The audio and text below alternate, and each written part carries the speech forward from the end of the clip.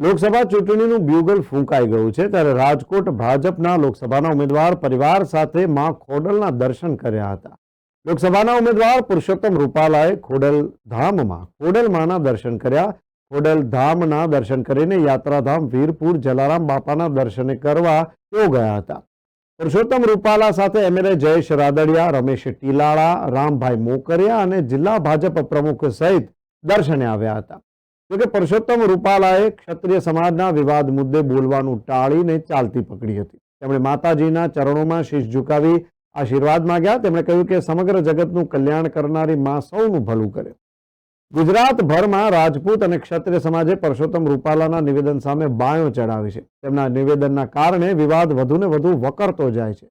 મહત્વનું છે કે 24મી માર્ચના રોજ રાજકોટમાં કેન્દ્રીય પ્રધાન પુરુષોત્તમ રૂપાલાએ જાહેર મંચ પર નિવેદન આપ્યું હતું કે મહારાજાઓએ અંગ્રેજો સાથે રોટી બેટીના વ્યવહાર કર્યા હતા. જો કે દમન છતાં રૂખી સમાજે નહોતો ધર્મ બદલ્યો કે નહોતો વ્યવહાર કર્યો.